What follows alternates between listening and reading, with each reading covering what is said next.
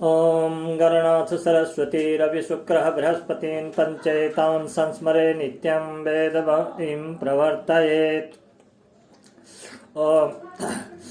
मैं यशस्पति झा, व्याख्याता व्याकरण, राजकीय शास्त्रीय संस्कृत महाविद्यालय अलवर। आज ई कंटेंट के द्वारा शास्त्रीय तृतीय वर्ष नव्य व्याकरण के द्वितीय पत्र प्रौढ़ मनोरमा नामक ग्रंथ को आज अध्यापन करेंगे। तो इस सूत्र में जो दिया है प्रौढ़ मनोरमा में अकः सवर्णे यानी छठा अध्याय पहला पाद 101 नंबर का सूत्र। अचि पर इति यदा तूष्णम आमिषद विवृतत्वमाश्रित्य नाझलो इति सूत्रम प्रत्यायच्छते तदा इहाचीति नानुवर्तनीयम अको की दीर्घ इत्येव शुभचम। यानी इसके अनुसार जो वैयाकरण सिद्धांत कौमुदी में दिया गया है वह है कि अकः सवर्णे दीर्घः अकः सवर्णे ची परे दीर्घ एकादेश स्यात्। औक से पर असवर्ण अच के परे रहते दीर्घ एकादेश हो, दोनों मिला करके एकादेश होता है। तो सिद्धि है दैत्यारि श्रीशः विष्णुदयः अचि किम कुमारी सेते नाझलो इति सावर्ण्य निषेधस्तु न दीर्घे कारसकार्यो ग्रहणक शास्त्रस्य सावर्ण्य विधि निषेधाभ्यां प्राक निष्पत्ते अकः किम हरये अको की दीर्घ इत्येव शुभचम। अब यहाँ पर ये ध्यान देने योग्य है कि जब उष्मा संज्ञक वर्णों का स ह का आभ्यंतर प्रयत्न इसद विवृत मानकर नाझलो सूत्र का प्रत्याख्यान किया जाता है, उस पक्ष में उष्मा संज्ञक वर्णों की सवर्ण संज्ञा अच मात्र से अच चाहे ह्रस्व हो या दीर्घ अथवा प्लुत हो तो होगी ही नहीं। तो ऐसी स्थिति में अकः सवर्ण्य सूत्र में अचि की अनुवृत्ति नहीं लानी चाहिए, क्योंकि अक का सवर्ण तो अक ही होगा। अचि नहीं करने से कहने से भी कोई दोष नहीं होगा। तो मनोरमाकार आगे कहते हैं कि अकः सवर्णे दीर्घः के स्थान पर अको की दीर्घः यही सूत्र होता तो अच्छा था। तो शब्द रत्नकार यहाँ कहते हैं सुवचम इति, यानी जाति पक्षाश्रयने यथा संख्येन इष्ट सिद्धेरिति भावः एवं च रीत्या यथा संख्यम इको यनचि इत्यत्रापि बोध्यमिति सूचितम। मनोरमाकार ने जो अको की शुभचम यहाँ कहा वह जाति पक्ष का आश्रय लेकर एवं जाति पक्ष का आश्रय लेकर यथा संख्य से अकार को अकार के परे, इकार को इकार के परे, उकार को उकार के परे दीर्घ हो जाएगा।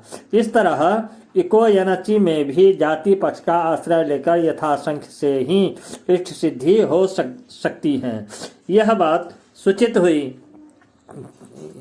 तो यहाँ पर फिर अग्रिम विवेचन दिया है मनोरमाकार। वर्णद्वयम द्विमात्रम इति यतु प्राचा व्याख्यातम दीर्घे प्राप्ते ह्रस्वरिकारः लृकारश्च विधीयत इति तद्भाष्य कैयटादि विरोधात उपेक्षम।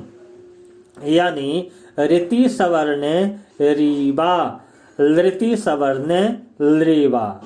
इस भारती की प्राचीनों ने जो व्याख्या की है अकः सवर्णे से रिकार को रिकार के परे दीर्घ प्राप्त था। इन दोनों वार्तिकों से पूर्व पर के स्थान पर ह्रस्व रिकार तथा ह्रस्व लिकार का विधान किया जाता है।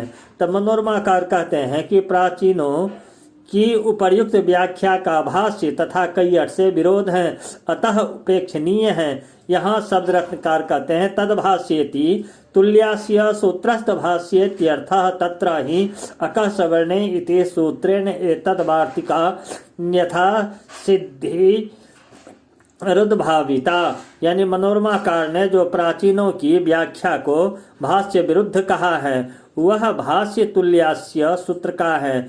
वहाँ पर तो इन वार्तिकों को अकः सवर्णे सूत्र से अन्यथा सिद्ध होने की उद्भावना की गई, अर्थात इन वार्तिकों से जो कार्य होता वह कार्य अकः सवर्णे सूत्र से ही हो जाएगा। इन दोनों वार्तिकों को अन्यथा सिद्ध ही क्यों न मान लिया जाए, ऐसी उद्भावना भाष्यकार ने की है।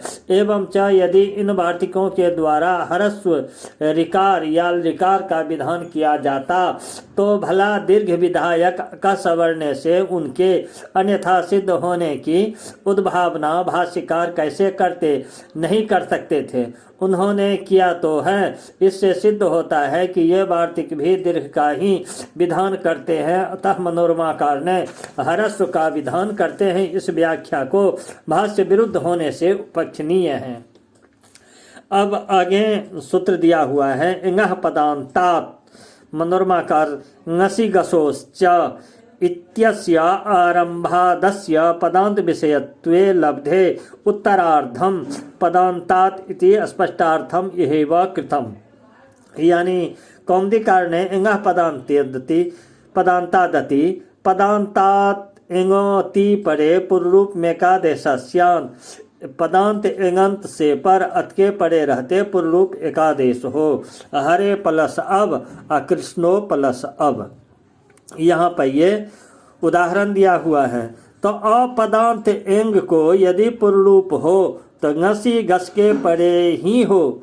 इस नियम के लिए आरंभ किए गए ङसी गसोश्च सूत्र के आरंभ सामर्थ्य से ही यह बात सिद्ध हो जाती है कि यह सूत्र पदांत इंग को ही अतपरे पूर्वरूप करता है, क्योंकि ङसि गसोश्च सूत्र उपर्युक्त नियम का ज्ञापक तभी हो सकता है जब वह पूर्णतः सिद्ध इंगः पदांतादति सूत्र के कारण व्यर्थ पड़ जाए, और व्यर्थ वह तभी पड़ सकता है जबकि वह भी उसी जगह पररूप करता हो जहाँ इंगः पदांता सूत्र पररूप करता हो। इस प्रकार ङसि गसोश्च के नियमार्थ आरंभ होने से ही यह बात सिद्ध होती है कि यह सूत्र अतपरे पदांत में ही इंग को पररूप एकादेश करता है। इस प्रकार ङसि गसोश्च के आरंभ सामर्थ्यात ही इस सूत्र का पदांत विषयत्व लब्ध हो जाएगा। पुनः सूत्र में किया पदांतात ग्रहण यद्यपि उत्तरार्थ है, तथापि स्पष्टार्थ यही कह दिया गया।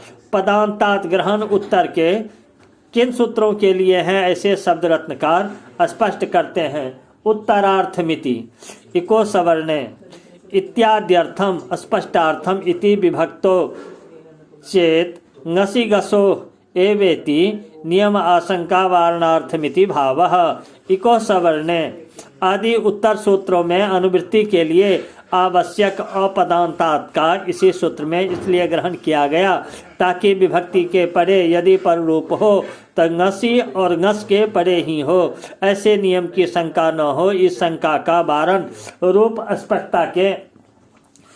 अस्पष्टता के लिए इसी सूत्र में अपदांतात पढ़ दिया गया है।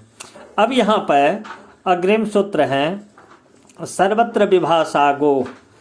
मनोरमाकार इसके कहते हैं, यद्यपि छंदसी इति न प्रकृतम तथापि यजुरस्योपनिषद सूत्र 6 अध्याय पहला पद 117 नंबर का इत्यादि प्रक्रमात् छंदस्य इव इदमिति संभाव्येत। अतः सर्वत्र इत्युक्तम तद्व्याचष्टे लोके वेदे चेति इह इंगः इत्यनुवर्त्यङ्गतस्य गोरीति व्याख्येयं तेनेह न चित्रग्वग्रम इति प्रतिपदोक्तस्य इंगः ग्रहणात् न इह हे चित्रगो प्लस अग्रम प्रकृति भावः इति प्रकृत्यान्तः पादम इति सूत्रात् प्रकृत्य इत्यनुवृत्ते। यानी कौमुदीकार ने जो कहा है लोक में और वेद में जो एगंत गो शब्द उसको प्रकृति बदभाव हो पदांत में विकल्प से, तो इसका उदाहरण है गो प्लस अग्रम गो अग्रम अगो प्लस अग्रम गोग्रम एगंतस्य किम चित्र गोग्रम पदांते किम गो। यानी यद्यपि यहाँ छंदसी प्रकरण प्राप्त नहीं है तथापि यजु यजुस्यूरः इत्यादि का प्रक्रम चल रहा है, अतः यह संभावना हो सकती थी कि यजुस्यूरः इस सूत्र जैसे यजुर्वेद में ही एंगंत उरह शब्द को प्रकृति भाव करता है, उसी प्रकार इस सूत्र से भी वेद में ही प्रकृति भाव होता है। इसी संभावित दोष के निवारण के लिए सूत्र में सर्वत्र कहा गया। कौमुदी में इसी सर्वत्र पद की व्याख्या की गई। लोके वेदे च। तो मनोरमाकार कहते हैं कि इंगह की अनुवृत्ति करनी चाहिए। तो इस पर शब्द रत्नकार कहते हैं इत्यनुवर्त्येति षष्ठ्या विपरिणामय्या इत्यापि बोध्यम। तथा पंचम्यंत उस एगंत को षष्ठी में विपरिणाम करके एगंतस्य गो अर्थात एगंत गो शब्द को ऐसी व्याख्या सूत्र की ही करनी चाहिए। ऐसी व्याख्या करने के कारण ही चित्रग्वग्रम यहाँ पर समास होने पर चित्रगु शब्द के आगे अग्रम के अकार रूप अत के पर में रहने पर भी प्रकृति भाव नहीं होता है, यन होता है, क्योंकि चित्रगु इस पद के अंत में अर्थात पदांत में गो शब्द तो है, परंतु वह गो शब्द एगंत नहीं है। इस सूत्र में अनुवृत्ति से जो इंगह का ग्रहण किया गया है उसे प्रतिपदोक्त ही इंग होना चाहिए, लाक्षणिक नहीं। यहाँ शब्द रत्नकार प्रतिपदोक्तस्य प्रतीक से कहते हैं। जो प्रतिपदोक्तस्येति एं ग्रहणावृत्त्येति भावः प्रतिपदोक्त परिभाषया वा वर्णग्रहणे तद प्रवृत्ति ज्ञापकस्य तद नित्यता मात्र ज्ञापकत्वं ध्वनितं च इदम् ओत् इति सूत्रे भाष्ये एंगः पदान्तात् इत्यत्र तु हलोनन्तरा संयोगः इत्यादि निर्देशात् प्रतिपदोक्त ग्रहणम् अत्र च अस्थानेवत् सूत्रस्थं भाष्यं मानम् इति अन्यत्र भवति। इस सूत्र में अनुवृत्ति लब्ध एंगः पद की आवृत्ति करने से इस सूत्र में प्रतिपदोक्त एंग का ग्रहण है। इस अर्थ विशेष का लाभ मानना चाहिए। अथवा लक्षण प्रतिपदोक्तयो प्रतिपदोक्तस्यैव ग्रहणम। इस परिभाषा के कारण ही इस सूत्र में प्रतिपदोक्त एंग का ही ग्रहण मानना चाहिए। तब प्रश्न उठता है कि लक्षण प्रतिपदोक्त परिभाषा तो वर्ण ग्रहण में प्रवृत्त नहीं होती। यह बात भुवश्च महाव्यावृत्ते सूत्र में महाव्यावृत्ति ग्रहण से ज्ञापित है, क्योंकि यदि वर्ण ग्रहण में भी यह परिभाषा प्रवृत्त होती तो प्रतिपदोक्त भुवः जो कि महाव्याहृति है का ग्रहण होता। भू शब्द से जस या ngस विभक्ति में उवंग आदि लक्षण के कारण बने लाक्षणिक भुवः का तो ग्रहण होता ही नहीं। पुनः सूत्र में महाव्याहृते ग्रहण करना व्यर्थ ही है। तो वही व्यर्थ पर कर ज्ञापित करता है कि वर्ण ग्रहण में लक्षण प्रतिपदोक्त परिभाषा की प्रवृत्ति नहीं होती। ऐसी स्थिति में इस प्रकृति भाव में भी एंग रूप वर्ण का ही ग्रहण है, तो यहाँ उपर्युक्त परिभाषा प्रवृत्त नहीं हो सकती। पुनः आपने कैसे लक्षण प्रतिपदोक्त प्रतिपरिभाषा बा शब्द रत्नकार इसी प्रश्न का समाधान करने के लिए वर्णग्रहण तद प्रवृत्ति ज्ञापकस्य इत्यादि कहते हैं, जिसका तात्पर्य है कि भुवश्च महाव्यावृते में पढ़ा गया महाव्याहृते पद इतना ही ज्ञापित करता है कि लक्षण प्रतिपदोक्त परिभाषा अनित्य है। यह बात ओत सूत्र के भाष्य से ध्वनित है। इस प्रकार वर्ण ग्रहण में भी यह परिभाषा प्रवृत्त हो सकती है। हाँ, अनित्य होने से लक्ष्यानुसार कहीं प्रवृत्त होगी और कहीं नहीं होगी, इसलिए यहाँ तो प्रवृत्त होगी तो एंग पद से प्रतिपदोक्त एंग ही लिया जाएगा। इसलिए हे चित्रगोग्रम यहाँ पर प्रकृति भाव नहीं होता है। यद्यपि यहाँ गो शब्द पदांत में भी है और एगंत भी, परंतु उसमें एगंतत्व प्रतिपदोक्त नहीं है, अपितु चित्रगु के संबोधन में होने के कारण ह्रस्वस्य गुणः से उकार को गुण होकर ओकार आया। अतः ओकार ह्रस्वस्य गुणः यह लक्षण से निष्पन्न है। अतः यहाँ का गो शब्द प्रतिपदोक्त एंगंत नहीं है, अतः प्रकृति भाव नहीं होता। एवं च लक्षण प्रतिपदोक्त परिभाषा चूंकि अनित्य है, अतः इस सूत्र में एंगह की अनुवृत्ति जिस एंगह पदांतात सूत्र से आई है उसमें प्रतिपदोक्त एंग का ग्रहण नहीं होता, अर्थात उस सूत्र से पूर्व रूप के लिए पद के अंत में एंग को होना चाहिए। वह एंग प्रतिपदोक्त भी हो सकता है, लाक्षणिक भी इसमें प्रमाण है। तो हलोनंतरा संयोगः सूत्र में सूत्रकार किया गया पर रूप यहाँ हलो में जो ओकार है वह प्रतिपदोक्त नहीं है, तथापि पूर्वरूप एंग तात से हुआ है। अतः यह सिद्ध होता है कि एंगह पदांतात में प्रतिपदोक्त एंग का ग्रहण नहीं है। इसमें स्थानीय बद्ध सूत्र का भाष्य प्रमाण है। यह बात अन्यत्र विस्तार से जो है ना विवेचन करना चाहिए। तो मनोरमाकार आगे कहते हैं कि इस सूत्र में प्रकृत्यांतः पदम सूत्र से प्रकृत्या की अनुवृत्ति आती है। अतः इस सूत्र से प्रकृति भाव शब्द के द्वारा प्रकृति भाव का विधान किया जाता है। तो मनोरमाकार इसके आगे कहते हैं यद्यपि भाष्ये इको गुण वृद्धि सूत्रे नान्तः पादम इति पाठः स्थितः साष्टभाष्ये अपि एवं तथापि साकल सूत्रे ह्रस्वश्च इति चकारेण प्रकृत्या इत्यनुकृष्यते इति भाष्य दर्शनात् प्रकृत्यांतः पादम इति पाठोपि साधु एव न इति पाठे तो सर्वत्र इति सूत्रेण पूर्वरूपमेव विकल्प्यते त्यवधेयम्। यानी इस सूत्र में प्रकृत्यांतः पादम सूत्र से प्रकृतिया की अनुवृत्ति आती है और मनोरमाकारी सूत्र के स्वरूप के विषय में कहते हैं कि इको गुण वृद्धि सूत्र के भाष्य में तो नान्तः पादम ऐसा पाठ है, पाठ भाष्य में भी ऐसा ही नान्तः पादम पाठ है। तथापि इको सवर्णे साकल्यस्य ह्रस्वश्च में जो ह्रस्वश्च पद है उसके चकार के प्रकृत्या यह पद अनुकृष्ट होता है। प्रकृत्या इत्यनुकृष्यते ऐसा भाष्य दिखाई पड़ता है। अतः इस भाष्य वचन के कारण प्रकृत्यांतः पादम यह पाठ भी साधु ही है। हाँ, यदि नान्तः पादम ऐसा नकार वाला पाठ माना जाएगा तब सर्वत्र विभाषा गो सूत्र से पूर्व रूप का ही विकल्प होता है, यह समझना चाहिए। और आगे शब्द रत्न टीका में है जो पूर्व रूप में वेति पूर्व रूपम अपि इत्यर्थः गो शब्दस्य यद्यत् प्राप्तं तन्नेति व्याख्यानेन नान्तः पादमित्यनेनैव पूर्वत्वादिकं विकल्पेन निषिध्येत इत्यर्थः तेन अवादेशोपि न।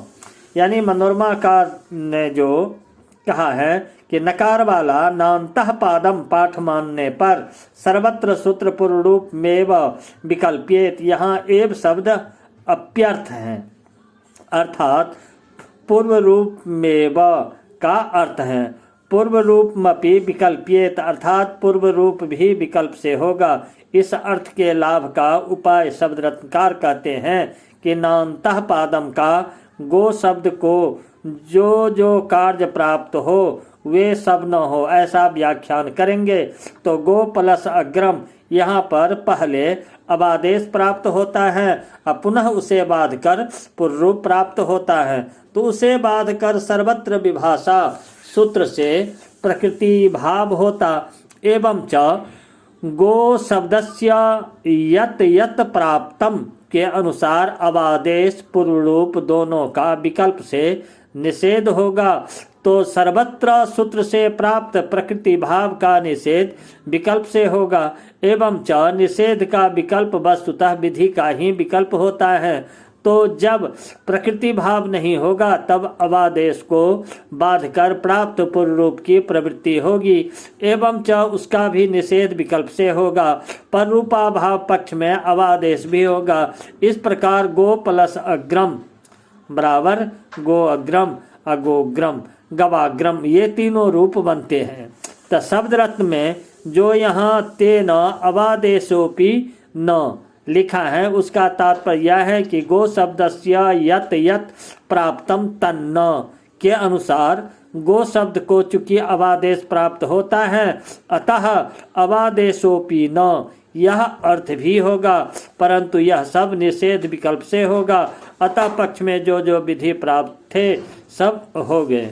अब यहाँ अग्रिम सूत्र है अभंग स्फोटायनस्य। तो ये मनोरमाकार लिखा है अभंग स्फोटायनस्य यानी पाणिनि सूत्र, छठा अध्याय पहला पद 123 नंबर का ये सूत्र है। तो इसमें अत्रापि एगन्तस्य गोः इति व्याख्येयम् अगिति सूत्रयितुम् उचितम् विभाषानुवृत्ते स्फोटायन ग्रहणम पूजार्थम, स्फोटायन ग्रहणम पूजार्थम। तो इसमें कहते हैं जो मनोरमाकार इस सूत्र की ही एगंत गो शब्द को अभंग आदेश हो विकल्प से पदांत में, यानी इसी पर शब्द रत्नकार कहते हैं एगन्तस्य गो इति प्रतिपदोक्तस्य एंग इत्यपि बोध्यम, अर्थात यहाँ भी प्रतिपदोक्त की ही एंग का ग्रहण है एवं च प्रतिपदोक्त एंग है अंत में जिसके ऐसे गो शब्द को अच परे रहते अभंग आदेश होता है। इस तरह की व्याख्या के लिए शब्द रत्नकार कहते हैं ननु गौरवचनम स्वर सिद्ध्यर्थम अन्यथा अभंग कदाचित अंतोदात्तः अपि स्यात् इति एतत् सूत्रस्थ भाष्य प्रामाण्यादि चित्रग्वग्रम इत्यत्र अभंग अभावः तत्र अभंगः रूपे विशेषस्य स्पष्टत्वात्। यानी इस सूत्र के भाष्य में गो रघुवचनम स्वर विद सिद्ध्यर्थम इत्यादि कहा है, जिसका तात्पर्य है कि गवाग्रम इत्यादि में यदि अभंग आदेश माना जाएगा तब गो शब्द को व्युत्पन्न गमेडो इस औनादिक प्रत्ययांत मानकर मानेंगे तो इस पक्ष में प्रत्यय स्वर से गो शब्द चूंकि आद्योदात्त होगा तो उसके ओकार के स्थान पर हुआ अभंग आदेश भी उदात्त कहलाएगा। परंतु जब उनादयः अव्युत्पन्नानि इस सिद्धांत के अनुसार गो शब्द अव्युत्पन्न माना जाएगा, उस पक्ष में गो शब्द फिट सूत्र फिसह से अंतोदात्त होगा तो उसके स्थान पर हुआ अभंग आदेश भी अंतोदात्त होगा। एवं च बा शब्द के आकार में एकादेश उदात्तेन उदात्तः से उदात्त के श्रवण की आपत्ति आएगी, क्योंकि वह आकार एकादेश रूप है। अस्तु इस प्रकार अभंग आदेश पक्ष भेद से कभी आद्युदात्त तो कभी अंतोदात्त भी होता है। परंतु यदि गवाग्रम में अक का आगम मानेंगे तो आगमा आद्युदात्ता आगमा अनुदात्ता के अनुसार गो शब्द को चाहे व्युत्पन्न माने या अव्युत्पन्न, दोनों ही पक्षों में एक ही अंतोदात्त स्वर सुनाई पड़ेगा। इसलिए नियत स्वर की सिद्धि के लिए अक का आगम ही मानना चाहिए। यह तो हुआ यदि गवाग्रम में गवादयः की तरह बहुब्रीहि समास माने तो पूर्व पद प्रकृति स्वर व्यपदेश पक्ष में, परंतु गवाग्रम में यदि तत्पुरुष माने तब तो समास स्वर से अंतोदात्त ही होगा। इस प्रकार यह सार निकला कि यदि गवाग्रम में बहुब्रीहि समास माने तो समास में पूर्व पद का जो प्रकृति गो शब्द हैं उसके अनुसार गो शब्द का व्युत्पन्न मानने पर आद्योदात्त, यदि अव्युत्पन्न माने तो अंतोदात्त। एवं च यदि गवाग्रम में तत्पुरुष माने तो अंतोदात्त होगा। इसमें भाष्यकार ने जो कहा अभंग कदाचित अंतोदात्तः अपि स्यात्, इससे उन्हें अंतोदात्तत्व इष्ट नहीं है, यह ध्वनित होता है। इसलिए गवाग्रम में तत्पुरुष समास या बहुब्रीहि समास में भी गो शब्द को अभंग आदेश इष्ट नहीं, क्योंकि इस पक्ष में भी गवाग्रम का अब कभी आद्योदात्त तो कभी अंतोदात्त होगा। इसलिए अंतोदात्त रूप एक स्वर की सिद्धि के लिए गवाग्रम में गो शब्द को अक का आगम ही मानना चाहिए। यह बात उपर्युक्त भाष्य से निकला, परंतु यह बात तो सभी जानते हैं कि स्वर सिद्धि के लिए किसी आदेश के बजाय किसी आगम को तभी माना जाता है जब उन दोनों से अर्थात आदेश तथा आगम से शब्द के रूप समान ही सिद्ध होते हो। प्रकृति में भी अक आगम को स्वर सिद्ध्यर्थ तभी माना जा सकता है जब अभंग आदेश करने पर जैसे रूप की सिद्धि होती है वैसे ही रूप की सिद्धि अक आगम करने पर भी हो। गवाग्रम में तो चाहे अभंग आदेश करे या अक आगम करे रूप गवाग्रम समान ही बनेगा, परंतु चित्रगु प्लस अग्रम यहाँ पर यदि अभंग आदेश करे तो चित्र गवाग्रम रूप बनेगा और यदि अक का आगम करे तो चित्र